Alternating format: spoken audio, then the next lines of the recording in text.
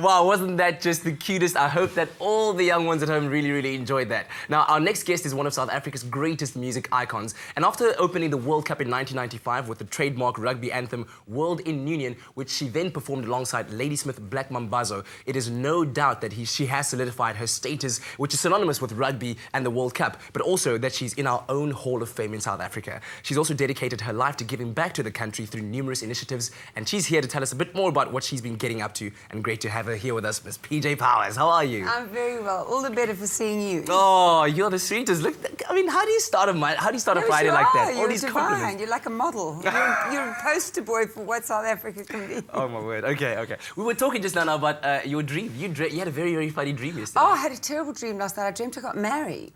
It wasn't a happy day, a joyous day? No, it was not a happy day at all. It was a dreadful day. And I was wearing dusty pink, which made it even worse, but anyway. Oh, my word. But we're not here to talk about that. We're here to talk about how you've been dedicating your time to just really giving back to so many good initiatives in the country, one of them being the Fight campaign. Tell us a bit more about what you've been doing there. I mean, before somebody, gives me a sainthood, I mean, I just think that as a person that has a voice, it's just my responsibility to do what I can do to draw attention to the plight of people that have less. And the Fight campaign stands for financial independence through entrepreneurship. Yeah. And it's a wonderful initiative, which basically the goal is in 2 years to reach 22, to empower and to give 22,000 women worldwide financial independence. Yeah. It's an initiative started in this country by Dermalogica. And I'm thrilled to be a part of it, and I've written a song which will soon be available on their website for download.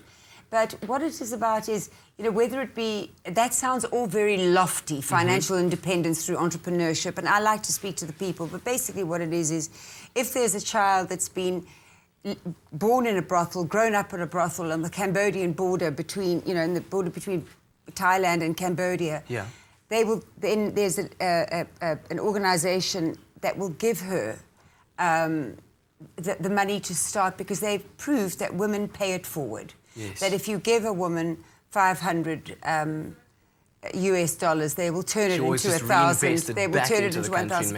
And it's a wonderful book. I wrote the song called Half the Sky based on the book called Half the Sky, which is about, it's a very heavy book. You've got to read it episodically, but about what is still happening in terms of the slavery of women, the forced marriages of 12-year-olds. It's to try and free the millions of women in the world that are not free. And it's a serious plight, Definitely. And I think it's wonderful that you do dedicate your time to these worthy causes, like I said. But later on, we're going to find out more about what, because it's not just that. This lady does so much to give back to people that are really, really in need. But although she might not have enjoyed her dream about weddings last night, we are going to be talking all things wedding when we come back from our ad break. The Express News is coming up. We also bring you the latest on the summer nominees. Stay with us on eXpresso.